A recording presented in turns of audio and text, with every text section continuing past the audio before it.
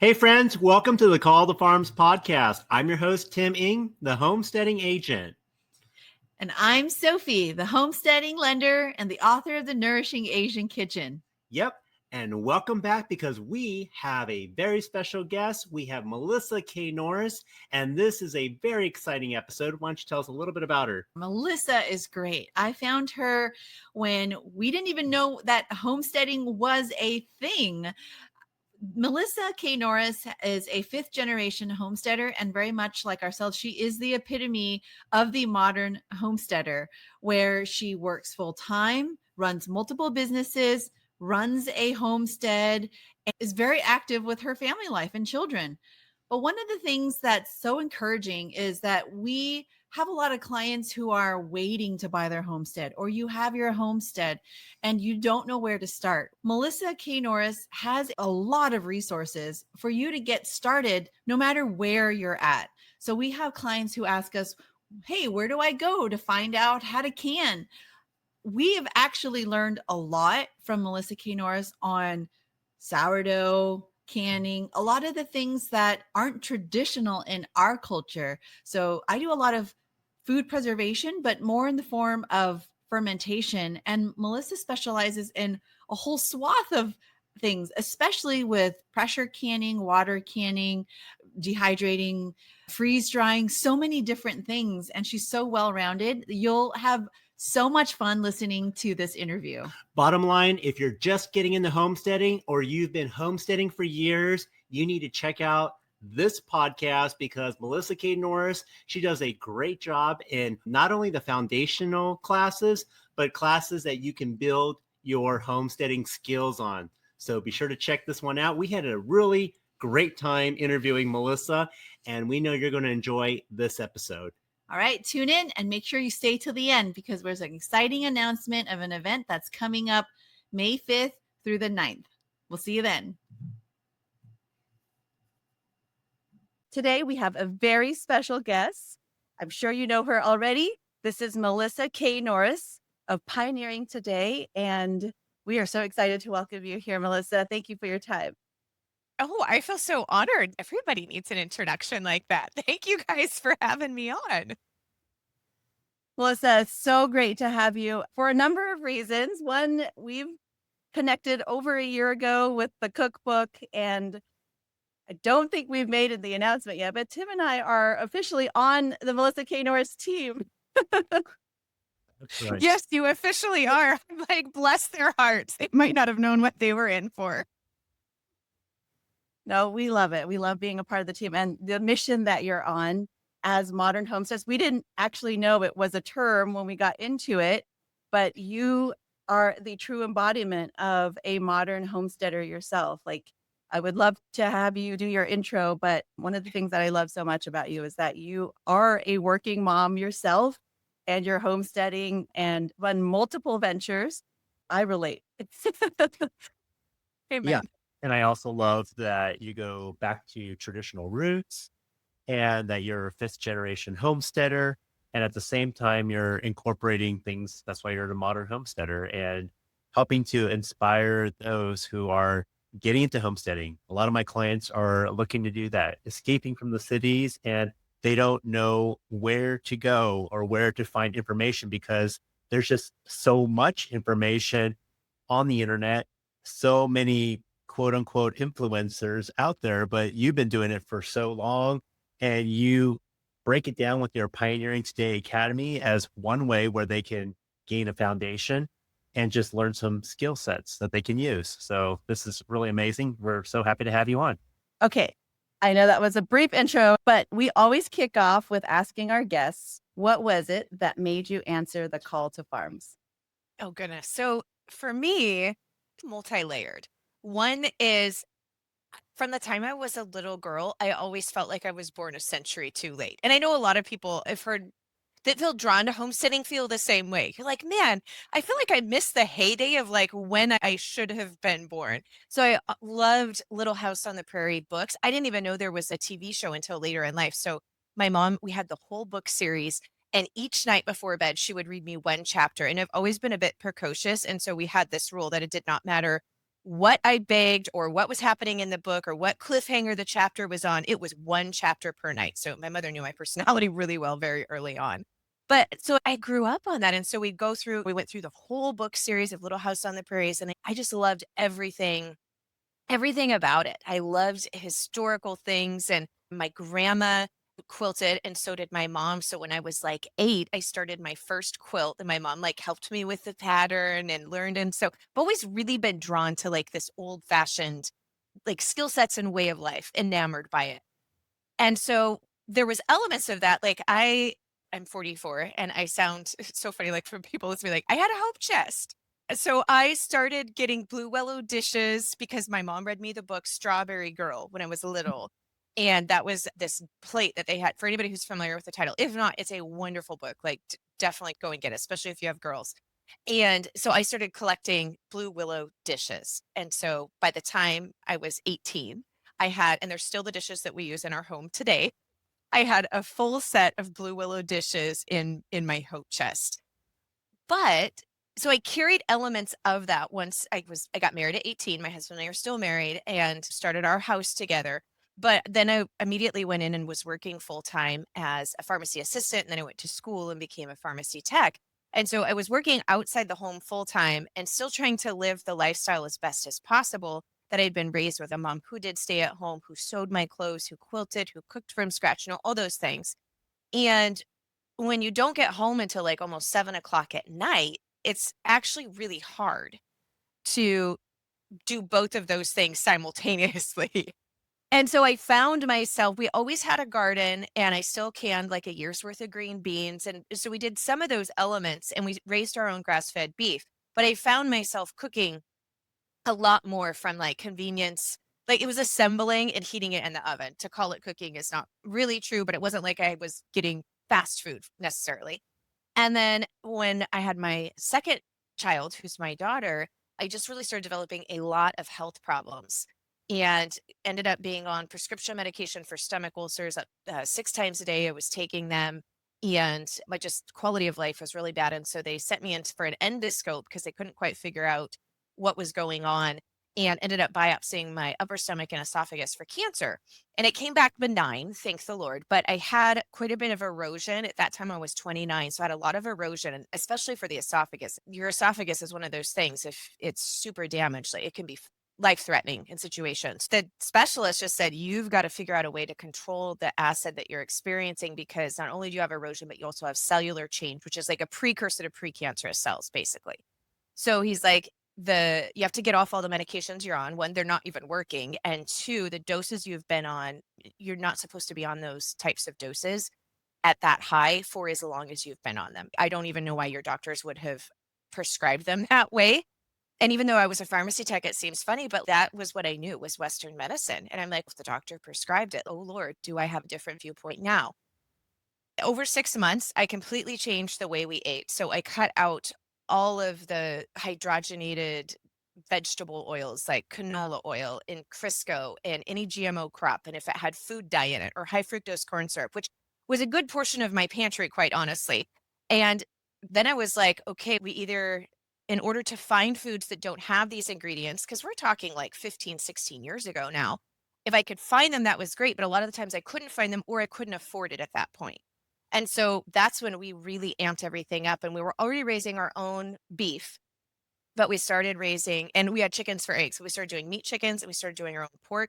And we really increased the fruit and vegetable production to about 65% of all of our fruits and vegetables we grow and then preserve for a year here now. And we did that in like a 1 year span, which I don't necessarily always recommend. But to me, it felt like life or death. Like I had a very strong reason for doing so. And so some of those things I could go to my folks too and get some more mentorship or fall back on some of the skill sets that I had from growing up. But my parents they didn't raise pork. They didn't do their own meat chickens and butcher them. So there was a lot of things. They didn't ferment, didn't use natural medicine or herbs. So there was a lot of those things I did have to learn on my own and implement, but I had to figure out a way to do that within the scope of working full time off of the homestead.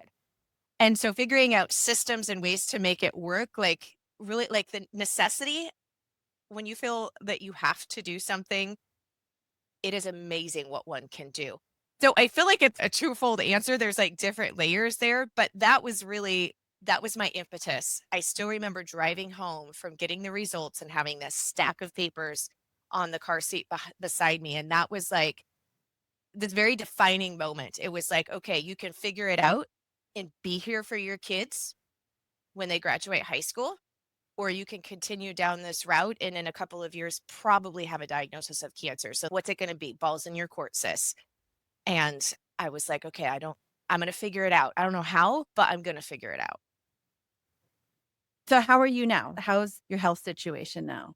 Yeah, so that part has been, it's 6 months to taper off the medications. When you're on proton pump inhibitors, you don't stop cold turkey, or it puts your proton pumps, which is what helps to pump out your stomach acid, which we do need stomach acid for digestion and everything. Anyhow, it can actually put them into a hyper overdrive state. So you have to be very careful on the way you taper off those medications. So it took me, the doses I was on, almost embarrassingly now, it took 6 months of a taper to get off because of how high of a dose I was on. But during that time, I completely changed all of the food, cut all of those items out, and was able to get all the way off of them. I've never had to go back on them, completely healed. I don't have any stomach ulcers or any acid issues now. So it's been very successful in that route. And praise God for that, because I Amen. can only imagine how scary it must have been, especially with like young children and going through that. But I love to hear a lot of the homesteaders, right? We don't get into homesteading because it had been passed down for generations, especially in our generation in our 40s. It's often that we had some sort of a health scare, whether it was for ourselves or our children, that is the catalyst to get us to make a huge shift in our lives. And so you wrote a couple of books. I remember I actually have one, an older one that our mentor here, when we moved out to East Tennessee, this is actually her copy, Everything Worth Preserving. And she just thought you were beautiful. She thought that you were so talented. I think she said she bought your cheese course. If I was so, I feel like I need to send her a thing. Yeah. And she's the one that helped us figure out how to do dairy. And we actually interviewed her before she passed. And this was her copy that I got. Yeah. And she just loved it. She told me about your culturing dairy class. And so I just thought that was really cool to see it come full circle. But I love that, like, with everything that you've learned and all the changes that you've made, you are inspiring so many more out there, many like myself, where we're in the sandwich generation, right? Where we are taking care of our parents and we've got little kids at home and we're scrambling to try to figure out how does this all work? Like yourself, my mom didn't she didn't teach me a lot, anything with preserving outside of fermentation. Maybe it was culturally, we just didn't have access to all of that back in Vietnam. But one of the things that you do so well is you inspire so many others to take what you've learned and make it completely accessible with the systems that you've created. That I think there's, to Tim's point, where he said a lot of influencers have, I guess, proficiency in their particular area and their niche, but you have done something very unique in that you've tied it all together beautifully, where I can just learn from you and I do learn from you. And it's just great to have a system in place where I don't feel like I have to go on YouTube and spend hours on YouTube University trying to figure out and piece together all of this. And yeah, I just wanted to be able to at least say a great praise for that, because that is one of the defining things of why I'm bought in. Oh, thank you. I think it's so interesting too, because when I do have the foundation of parents who were homesteading, right? Doing certain elements of homesteading, but yet most of us don't have the ability, or aren't where we're at a point where and I don't want to say just stay at home moms, because that sounds like I'm marginalizing, or I'm saying just stay at home moms. Stay at home moms have a full-time, if not 2 full-time jobs. So I'm not minimizing that, but it is different if you're not at home. Right. In order of the margins of the day. And now I work from home and it is easier. I have to say, working from home is easier because in a 10-minute break, I can go and flip the laundry or take the laundry and put it out on the line, and I can turn on the slow cooker. So it is easier in those aspects to do those little bits. But at the same time, I think we're a point in society, regardless if you are a stay-at-home mom or you're not, and if you're working outside the home, we aren't able to homestead most people in the same manner that you did 100 years ago. As a society, we're different for good or bad, but also we are not products of that generation. We're products of now. And even if we may or may not like it, we are influenced by the modernness and the technology around us and just the pace of life. Like, it's all different. And I know for a lot of folks, that's why they feel called back to homesteading. But it's figuring out, for me, it was figuring out a way to make homesteading work within our modern confines without losing the essence of that homesteading part, but making it also practical so that it could be doable. And doable for me, it was like I needed it to be for the rest of my life. Because if I went back to those old habits, all of my health problems were going to come right back.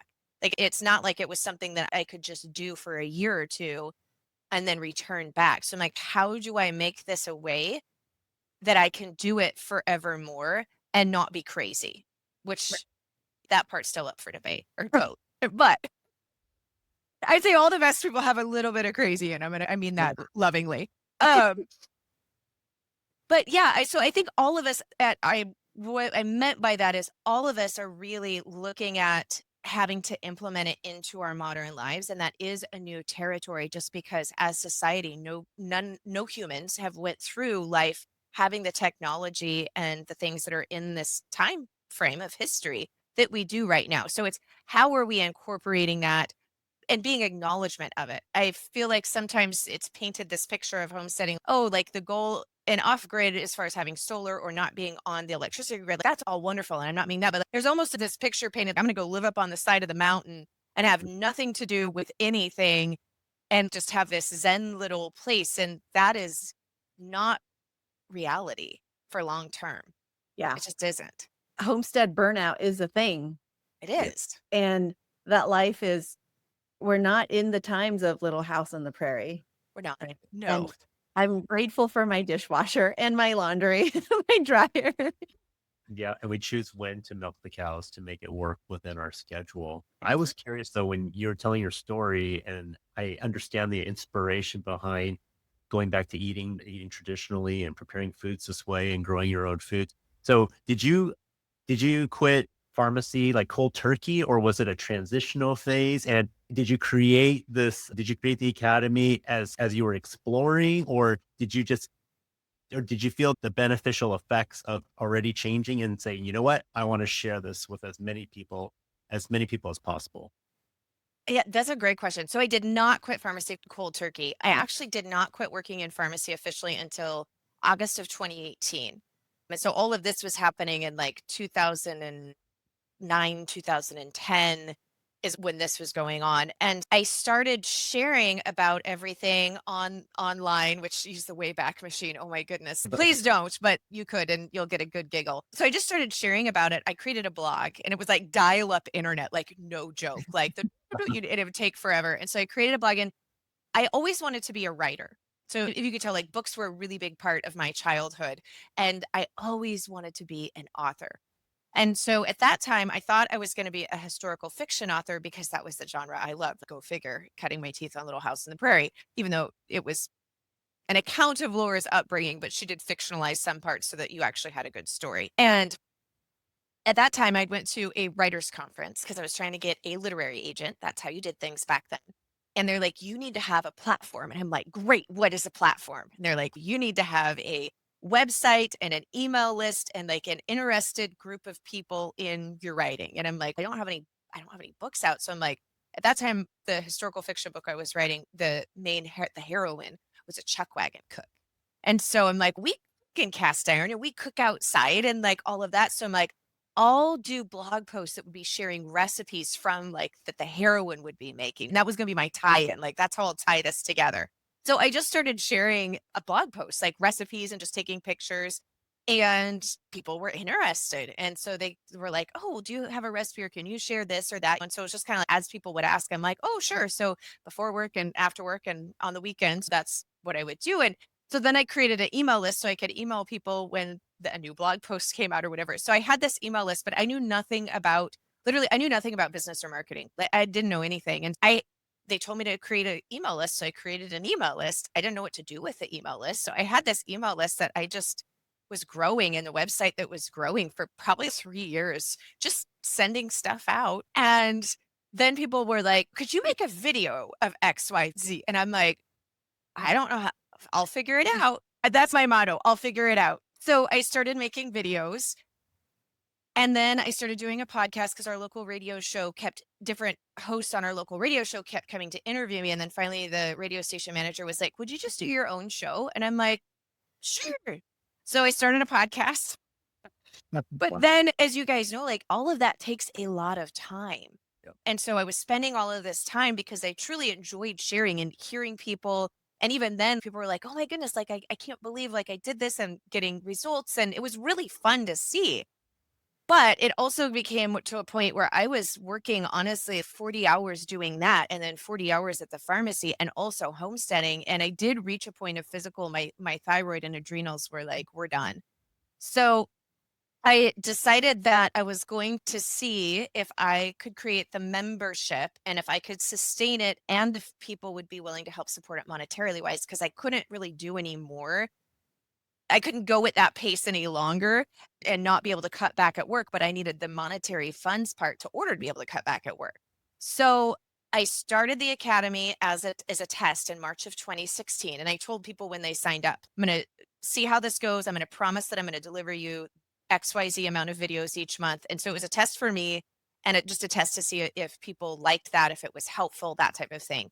I started it in March of 2016. And after that first summer, I'm like, okay, I was able to meet giving the things I promised that I would. I think at that point it was as we were going to do 2 tutorial videos a month and do a monthly live, I think was the first.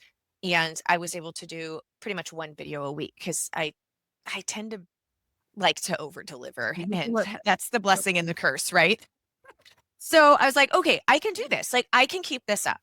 And it's growing and people are enjoying it. People are staying, they're feeling it's worth it. And so that's really started how that began to grow. And then after a year and a half of that, I realized, okay, I really would love to just go all in. I was becoming further disillusionized with Western medicine and pharmacy and just seeing this greater divide between what health actually is and healing versus what is provided for the majority part.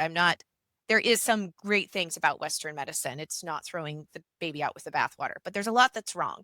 And I was like, I just don't think that I can do this anymore. I set out to see if I could earn enough to replace my wages at what I was making from the pharmacy because we didn't have the funds for me to just not bring in any type of income.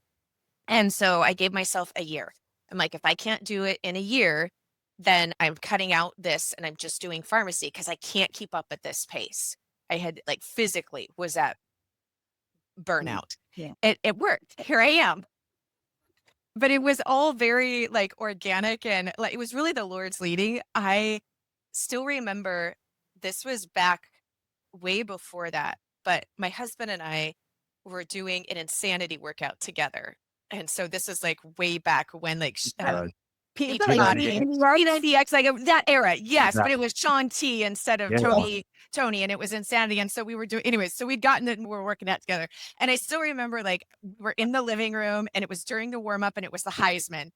And I remember I was like silently praying to God, like, what do you want me to do? What is your will? Because I was working at pharmacy then. And this was really before any of this truly started. I don't even think I had Maddie yet. And I didn't feel like I was fulfilling my purpose, even though I had a fabulous marriage and we had a roof over our head and we had enough money for food, like all of those things that I am grateful for and don't take for granted. But I was feeling restless. I'm like, something is not.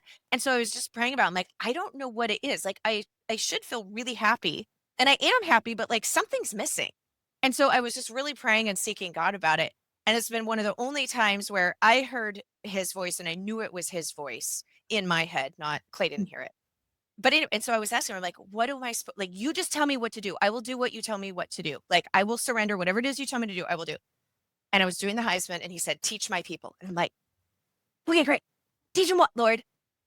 And he didn't answer. And I'm like, but it was really made clear to me very soon that it was to teach homesteading, to teach, to do what I'm doing. I had no clue on any of it. Obviously he did, and he has very much blessed it and directed, probably despite me, to where we are today. Thank you so much for sharing that success story, because we have so many clients who are intimidated about getting into homestead because they think they have to quit their life in the city, and they need to understand that there is a transitional phase. And what you just talked about right now, like the struggle is real, where the decisions you have to make to continue to make the money to do what you're passionate about, and actually having the grit that you've demonstrated and clear goals is what you need to continue that drive. So really appreciate that. And I think we have some similarities too. Yeah, a lot of our clients now that are like, okay, we're going to retire and then we're going to move, and they're already buying their home now and they're 6 months away from retirement, and they're going to jump in like heads down, get hands in soil, and they're the retired folks. But I want to encourage everybody else out there, you don't have to wait until you retire, till you have the time and the resources. You can do it right now. We are doing it. We're living proof that we're doing it, and we're doing the Heisman. That was the high impact. I remember that. Yeah, but there's ways, and that's what I'm saying. Like, there is such a term. I didn't know it was a term, but what you call the modern homesteader is a thing, and you don't have to wait, because there are systems in place that you can follow that allow you to learn these skills in a way that it is sustainable for you and your family while you're still working, while you're still in transition. We are literally living proof of it. I talk about sourdough and how it is traditionally, it's the best thing that you can eat in terms of like bread, and the way it's processed, the way that we process it, right? The way that we ferment it, and it's a long fermentation, but it works perfectly for a busy working family, because we could just leave it. And in fact, the longer that you leave it, it's actually better for you because it's got a longer fermentation. I wanted to add that just last night, I spoke to a new client and I described to them, I said, you know what? Homesteading, the conditions will never be perfect. It's just waiting to have your child. They're never going to be financially, like totally financially secure and ready to go. And same thing goes with homestead. You have to have a leap of faith there and just Yeah. have that drive. And it's almost like if you have it in your heart to do it now and learn the skills, you don't have to acquire the land now. You can learn the skills now, then, to wait until you have a certain health scare or something where you have to make a change. Learn the skills now. I would advocate for learning the skills now, absolutely. Because honestly, if you're not used to living in the country and on acreage, even if you're not homesteading, that in of itself is a transition.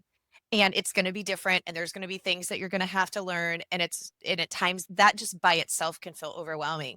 So if you're waiting until that point to even begin to learn the skill sets, even like in the kitchen, to your point, like fermenting, sourdough, just cooking from scratch. If you wait and you try to put all that on at once, the overwhelm and the stress that you will most likely feel, because that initial romance phase, it doesn't last that long. And that's only going to take you so far. And so if you could, and you can start now, everybody can start now. Even if you live in an apartment, everybody has a kitchen, and you can start doing some of the skills now, improve your health, start on that journey. And then you also know if it's for you, because honestly, if you get into it and you're like, oh my goodness, like this is just not working for me for whatever reason, then better to find out then than having made this entire switch and investment into property. Absolutely. Yeah, that is so true. It's better to learn the skills now and see if that's something you want to do. Yep. And there are tools out there for you, especially your new book, Home and Handmade. Really enjoyed this book. And why don't you tell us a little bit about it? I flew in back from California yesterday, and I was so excited to get my hands on this copy. This is an early copy. It's not yet available, but it's available for pre-order. But Melissa, can you tell us more about it and tie in how your dream to be an author has again come true. So it's, yes, Home and Handmade. So people may remember my title, Handmade. So I originally wrote Handmade and it came out in 2016. Publishing process, I was actually writing it like in 2014 and 2015 because there's, with traditional publishing, there's actually quite a gap. I know Sophia knows this and your audience has listened to your story, and so they're familiar with that. So originally I wrote it like 10 years ago. And I always wanted it to be a cookbook with colors, pictures, because that's how I learn. I really am a visual learner. Like a visual learner is how I learn. And so at that time, it was smaller. It was a smaller print, and there was a couple black and white photos in there, but not like actual color, like step by step and different photos. And so I was very proud of the book, but it wasn't like that wasn't the manual and the cookbook that I really wanted it to be. And so the publisher came back to me a couple of years ago and they're like, we would like to do an updated version of this. Would you be interested in doing a reissue and adding things in? Because there's been a decade, I've got a decade more of experience now to it. And so I said, only if you promise we get to do it with photos and in color photos. And they said yes. So I got to rewrite it, which was actually really fun. Going back to see what you've refined over 10 years, how you've evolved in your processes and systems. And what was really fascinating is so much of it has stayed the same. So that actually made me happy because I'm like, this is proof that this is what still works. It's been proved for a longer period of time. It's still the recipes and the systems and the things that we're using. But I also have gotten a chance to refine things. So especially there's a section. It is a cookbook. There's over 100 recipes and there's 20 new recipes. So I got to add in new recipes, which was fun. So for those who may have the other one, everything you love about the old one is there, but we've got to make this one even better and add more into it because it's a larger book. Print wise, hallelujah, because now that I'm 44, I really appreciate larger font. So it is easier to read because it's a bigger book and it lays open easier, which is really nice for cooking from. So it actually will lay flat when you're using it and cooking in the kitchen. Because that's my hope is I want to see pictures of it like smudged and dirty little fingerprints all over it because it shows that it's been being used in the kitchen. But what was really fun is it's home and handmade. So a big portion of that is the kitchen. And there's fermenting and there's sourdough and there's regular bread baking and there's how to make homemade crackers and condiments and all those fun things. But our health is more than just what we eat, even though that is a crucial foundational part. And so there's a chapter on making your own homemade cleaning products and beauty products, making them very inexpensively and frugally from natural ingredients, but ones that actually work. And then there's also a section on herbs. So culinary wise in the kitchen, cooking with herbs, but there's also the medicinal part. And that was really fun for me because I got to rewrite it and the foundational recipes are there, but I've had 10 years of not only using it within my own family and friends, but also teaching it online and having students who have went through the herbal course and their experiences. And so I felt like I got to write that chapter from a place of deeper authority. And I might have got a little bossy, which you'll recognize if you read it and you have the old version versus the new version. But that was really fun. So I felt like I got to take something that was already great and make it even better. So for me, it was really exciting to get to do that. No, I love it. It is the foundation of, I wish I had this book when we first started because we have a whole library of books and you don't need all of that to start with. When you want to go down like the full tinctures section, but it is beautiful to have not just the cooking recipes to start cooking from scratch, but also learning, the detergent. I think you also have beeswax candle recipe in there. Yeah. Yeah. So it's like great. Even if you wanted to start with your children on some of these, it seems pretty attainable for me to go with the girls and take some of these recipes to do. You have yogurt recipes as well. I did notice you got a little bossy in the yogurt section. I know, and then the mom voice comes out and I'm like, oh, there it is. Not too hot and not too cold. The kind mom voice, but also we all know that, like when mom, like, oh, mom means business here. What? Yeah. But it really is, it is the book that is all of the things that I used when I was doing that transition period. Like it was everything that we revamped in our home. from our food, like I said, to the items that we were washing our clothes in, that I was cleaning with, that I was using for body care, all of those things, and health, it was all of those things put into one book. Yes. Yeah. I love that because I know that you have some pre-order bonuses. And so this book is available to order now. It's on Amazon. You can buy it online.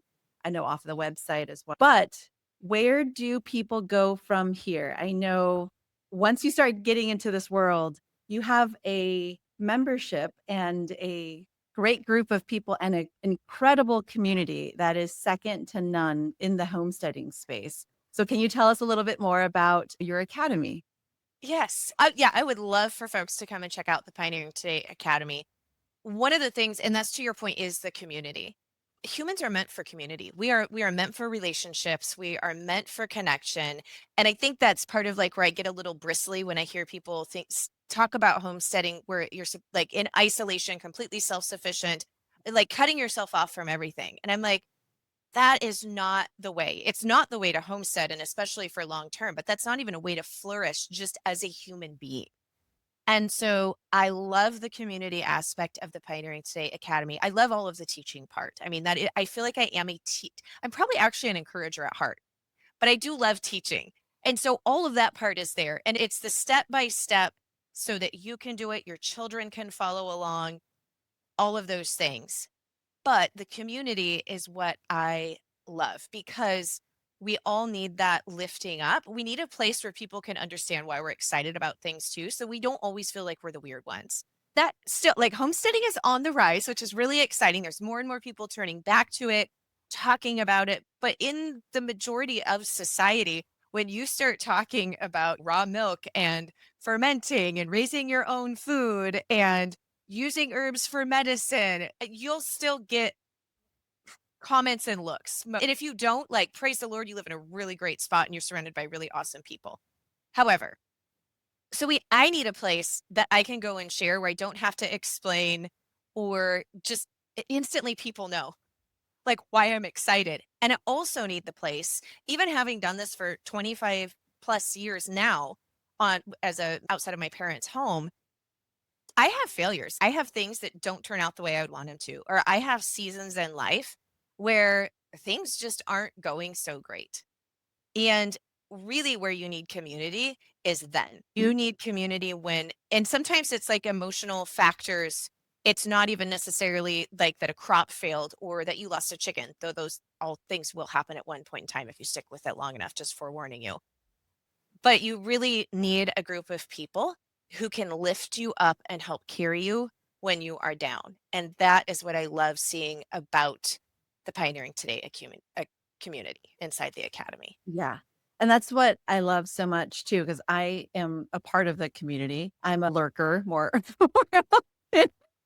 But one of the special things about your community is and you yourself, Melissa, there's such a huge faith element to it. And that is something that I know you've talked about. Is there an extension that you could grow into here? But I think when I'm a part of the community, they're not afraid to share that about their faith. Yeah, they're not. And what I find fascinating, so from a Christian standpoint, I am a Christian, and I try to be upfront about that because I don't want anybody to be surprised like that by that and feel a bait and switch. And so I try to be really upfront about that. So like on my podcast, we have a verse of the week, and you'll see that in Handmade. Like there are Bible verses, and I talk about that, and there's some stories and stuff in there. So just so that everybody knows that. But what I find really special about the Pioneering Today Academy community, especially, is we do have members who are not believers in Jesus or maybe not consider themselves Christians.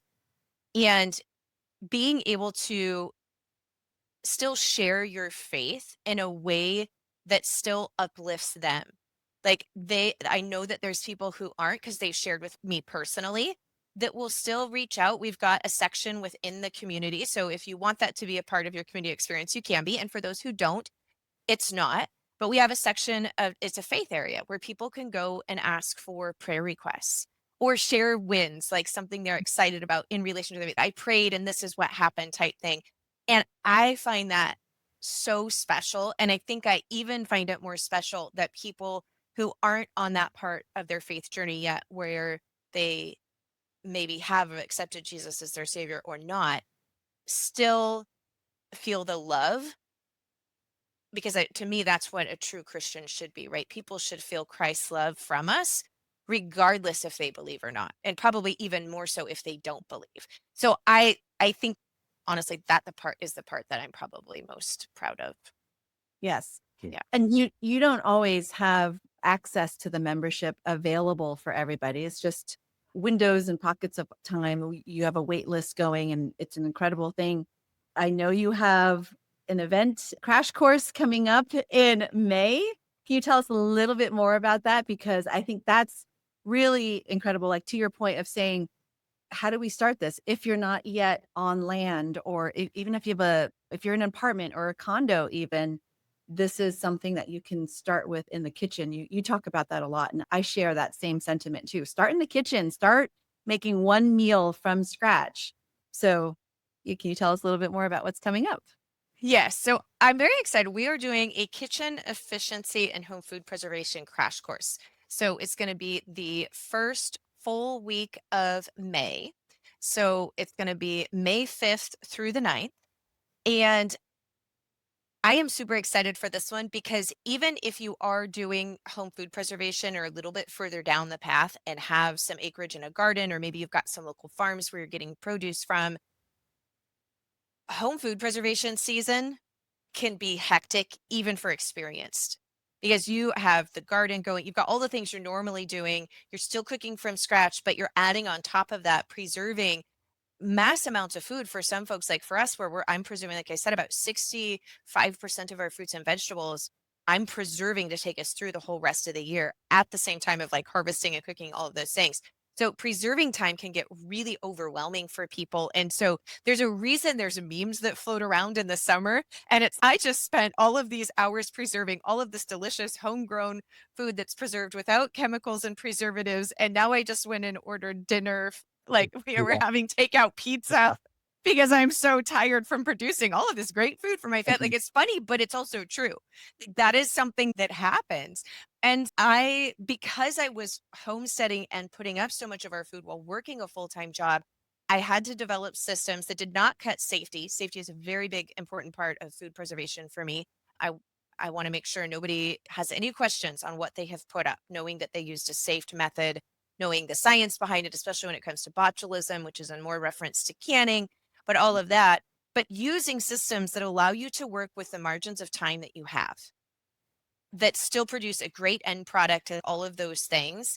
And so using the past 25 years of doing that so that someone can start out without having to have 25 years of trying to figure that out, and they can just start to implement them. So I'm really excited because we're starting out with the kitchen efficiency part of building an efficient kitchen. So even if you don't plan on doing home food preservation, which I'm really hoping if you go through this crash course, which is 100% free, that you will decide to give it a try. That's my goal. Just so you know my end goal. I'm going to try to bring you over to the preserving side, but you will greatly benefit from the first day where we're going to dive into an efficient kitchen, efficient pantry, how to do it on a budget, how to do it if you have limited space. So when I first started homesteading, my husband and I lived in a 1974 single wide trailer. So not having big kitchen, not having storage space, there are ways. And I'm super happy to share that with you. So don't let any of that be an excuse. There are ways that you can make it work and apply it to whatever situation you're in. So I'm really excited about that. If you can't tell, I get animated for those watching the video version. If my hands are tied, I probably can't speak. I absolutely love this because our clients have a wide range of budgets. And so I love that. Don't let that be a limiting factor. And then it's not like you're giving us shortcuts, because you're not shortcutting anything, especially safety. And I've seen that in your videos, but you're finding ways how we can become more efficient, because let's face it, like life nowadays, like we're in a sandwich generation having to deal with parents and dealing with kids. And I'm sure a lot of people out there right now are having to deal with so many different things going on, but that doesn't mean that they have to sacrifice on the having nutritious foods or cooking home cooked meals for their families and loved ones. But it's not even just that. If you can preserve your food at the cost of today, a year from now, we're seeing the cost of Right. everything go up. Yep. Inflation, your tomatoes is ridiculous to buy at the grocery store And now. eggs. But and eggs in Yeah. California, I was just in California and they're like $15 for a dozen of eggs. It's a little silly If you can get them. if you can get them. Really? Privilege Right. to get them. It's Yes. 15 bucks. Exactly. Cool. And it's not just California. You saw No, I it saw here it in in East Knoxville. Tennessee and Knoxville. At the Whole Foods. And so that's why it's so important to learn these skills as soon as you can. And especially with a crash course like this, where you're not holding back. It's a week long, full of information, but preserve now, learn the skills now and preserve your food now, because a year from now, we were the crazy ones, to your point, Melissa, like 4 years ago, when we were like, this is not normal. Food costs are going to go up because we just see the supply chain and with real estate and all the things that we are involved in, we see it. And everybody back then, 4 years ago, were telling us that we were crazy, but we still got a stash of Costco toilet paper from 4 years ago. Not that we didn't stock up that much, but all to say that like the costs now have gone up, and there's such a thing as shrinkflation, Yeah. meaning corporations now are cutting back on how much they're putting into, let's say, even your Package size. food. Yeah. Yeah. Yeah. And then also charging you more for it. So it is just really prudent. And that's something that we're called to be too, prudent and wise, to learn these skills to take care of yourself and your family. Yeah. Yeah. Absolutely. So we'll have the link below to register for the crash course. So we're really excited, and we'll be a part of that as well. We did have some questions to wrap up. One is, what is your favorite homestead activity and what is your least favorite? Oh, this is good. Okay, my favorite, I don't know if I'm weird or not. I love pruning. I love pruning the fruit trees and the berry bushes. It's my absolute favorite thing. I find it like there's a bit of the mental challenge of, okay, like the strategy of it, like strategy to make the healthiest, like most productive tree. And you have to like, it's one of those things like you're planning, like you're making your cut and you're strategizing and you make them, but then like sometimes you have to wait a year to even see, did it do what I wanted to? So I like the strategy part of it, which sounds kind of, but then I find it also very meditative. I find it very relaxing, and I'll even go out and just walk through the fruit trees and be like, I wonder if I'm going to do this type of prune or if I'm going to keep it this way. Like I like milk it all year long. So like I just go visit the fruit trees and I'll switch my subject. I'll try mentally different strategies. Like I'm going to do this, I'm going to do this and this. And then when it comes time to actually do it, obviously picking it. I love pruning. I really love pruning. I don't know. Maybe I'm geeky that way, but I adore the pruning. That's probably my favorite thing. And maybe because I only have to do it once a year. I don't know. My least favorite thing about homesteading. Ooh. I have to say, I don't really enjoy cleaning out the nesting box of the chickens. Oh. I love that I'm getting fertilizer, like really great nitrogen once it ages for the garden. So there is a reward part, but I don't enjoy it. Yeah. Thank you so much, Melissa, for your time and all of your insights and your wisdom for our community here. Yeah. Is there anything that you would like to share with our audience? I would just do it. I sound like Nike, right? It sounds cliche, but like really just pick something and get started. Because anything it's in life, like homesteading, business, fitness, whatever it is, if you do the first thing, you get momentum.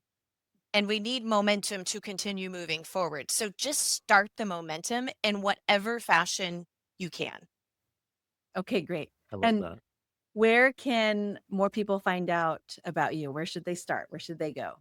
Yeah. If you're a podcast listener, Pioneering Today podcast, I'm a podcast junkie. I love podcasts.